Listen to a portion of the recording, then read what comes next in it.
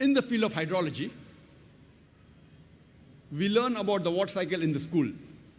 The water cycle, what we learn in the school, was first described in 1580 by Sir Bernard Palissy. And we learned in school that the water evaporates from the ocean. It forms into clouds. The clouds move, they rise, they condense, and the water falls and flows back into the ocean, and the water cycle is completed. Previously, in 7th century BC, Thales of Miletus, he said it was the spray of the ocean which was picked up by the winds which fell into the interior as rain. People did not know how did the rain fall. So in 7th century, Thales of Miletus, he said it was the spray of the ocean which was picked up by the winds and fell into the interior as rain. People did not know from where did the underground water come. And people believed, even at the time of Plato, that when the water fell, this water flowed by a secret passage into the ocean called as Tartarus. People did not know from where did the underground water come. So they thought it was the pressure of the winds on the water which forced the water into the interior. And even till as late as 17th century, people and great thinkers like Descartes believed in this theory. Even in 19th century, people believed in the Aristotle's theory that the water evaporated from the earth and cooled in mountain caverns which fed the springs. Today we know that the underground water is due to the seepage of the rainwater. And Allah says in the Quran, in Surah Zumar, chapter number 39, verse number 21, seest not thou that it is Allah subhanahu wa ta'ala who sends on water from the sky and causes it to soak in the grounds, causes springs in the ground, and then causes sown field of various colors to grow. Quran mentions in Surah Rum, chapter number 30, verse number 24. It is Allah who sends down water from the sky and then gives life to the earth after it is dead.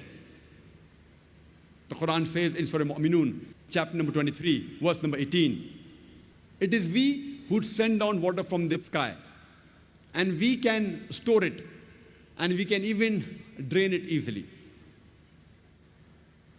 The Quran says in Surah Hijr, chapter number 15, verse number 22, that we cause fecundating winds. The Arabic word used is lawaki, which is the plural of lakaha, coming from laki, which means to fecundate, which means to impregnate. We cause fecundating winds. We cause winds to impregnate, and then the water falls from the sky. And today we know that science tells us that the pollen is picked up by the winds and it impregnates the clouds. And the second type is the clouds, they join together. Then there's lightning and water falls from the sky. A similar message of hydrology and water cycle is mentioned in Surah Nur, chapter number 24, verse number 43. It is Allah who makes the clouds to move gently and then causes them to join, then makes them into a heap, and then water emerges from the sky. Quran says in Surah Rum, chapter number 30, verse number 48, that it is Allah subhanahu wa ta'ala who makes the clouds to rise, then makes it into fragments, and then water falls from the sky. The Quran speaks about the water cycle in great detail. The Quran says in Surah Tariq, chapter number 86, verse number 11, وَسَمَاءِ ذَاتِ الرَّجِ, which means by the capacity of the heavens to return. Besides the sky or the heavens acting like a protected ceiling, besides reflecting all the unwanted dangerous rays back into the space, it also returns back the water evaporation. What the water evaporates from the ocean, the sky, it sends it back onto the earth. And the Quran says in Surah Nur, chapter number 24, verse number 43, that we cause water to fall from the sky, from mountains of clouds. And when we're traveling in an aeroplane wasn't there 14 years back, and when we look at the clouds below, we see it is like mountain of wool. The clouds, they appear as mountains. Imagine, Quran mentions that 14 years ago. Quran describes the water cycle in great detail in several verses.